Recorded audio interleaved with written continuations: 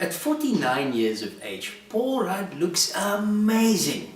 Amazing. There's barely any variation in the way he looks between Clueless, I Love You Man, or Antman and the Wasp. Absolutely true. Absolutely true. If only that youthful glow could rub a bit off on, people like Mickey Rourke, Sean Penn, and Johnny Depp. Yes. Who are Hollywood's three most famous pieces of biltong.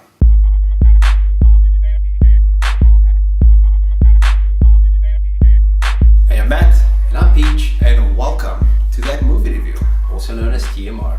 Paul Rudd, the man who refuses to age, returns in his third outing as Ant-Man in Antman and the Wasp to take our minds off the devastation caused by Thanos in Avengers Infinity War. Ant-Man and the Wasp picks up not too long after Captain America's Civil War and sees our hero Scott Lang finishing off a 2-year stint of a house arrest and biding his time in some pretty inventive ways. Ant-Man is the light beer of the Marvel Universe. Of this, there is no doubt. The tone of these movies are more comedic than the rest. And while they are all superhero movies, his antics are the least believable. I fully agree, Matthew. Ant-Man is like your younger brother or sister begging to get in on the fun. You eventually relent to their nagging.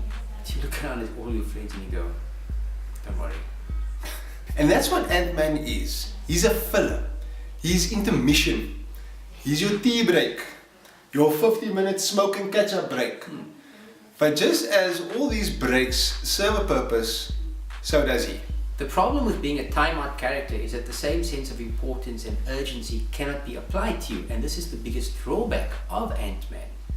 At the end of the day, it's kind of hard to give a shit.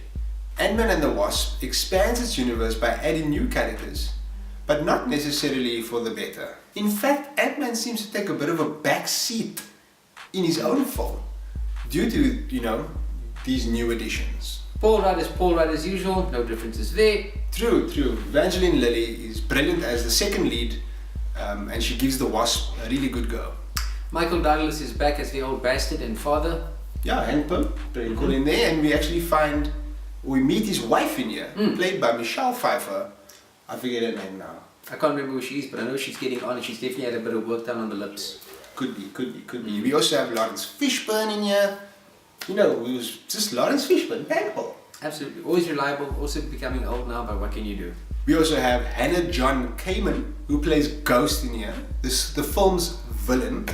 And I say villain because she's not really a villain. Matthew. She's more of a tragic figure. The lack of seriousness in Ant-Man can also be seen in the way that the story moves. Many of the action sequences, while amusing, remain just that. And then there's also a lot of padding. What this really means is that the story is very simple, but they need to stretch it into 2 hours. In all fairness though, the filmmakers have tried to spread things as evenly as possible to allow everyone the screen time they deserve, be it to the detriment of the lead. It's all pretty well handled though, when you consider there are 2 new goodies and 2 new baddies. Ant-Man and the Wasp offers a thin storyline that relies more on its actors and their abilities to flesh things out. Under the direction of Peyton Reed, it's played safe and thus won't really surprise you much. In fact, dare I say, you might even be a little bit bored. PJ, it's that time to give Ant-Man and the Wasp the score. Thank you, Matthew. Please. Thank you. I'm giving this movie 6 out of 10, and that's because I was not really that impressed with it. It had a couple of moments where I laughed and I thought, ooh, look at that. But on the whole, the film does not wow you. As we said in our review, it's the light beer out there, and the lead takes a bit of a back seat. And in all honesty, I'll be honest with you, I was bored. I was incredibly bored throughout this film, and I'm sorry to say that, and that's why I'm giving it 6. That's a fair score. That is a very fair score. I did turn over to look at PJ, and the man looked like he wanted to cup a few snoozes there, but he stayed awake for the sake of having to review the film. I will go as far as to say I enjoyed this film, but I do hear what PJ is saying. They do play it safe, and it is a very thin storyline. You're never really invested in the storyline, you're just watching it play out. I do feel that it is the intention of the film, but I don't think it is intended to be more than what it is.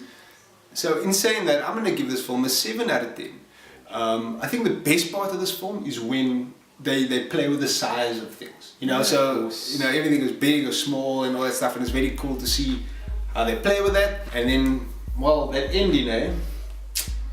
Oh yes, of course. What Let's else? not forget about the ending. Let's not forget about the ending. Yeah, We won't say anything about it, but There is an ending. there is an ending, of course. Yeah. And it's quite interesting to say the Yeah. least.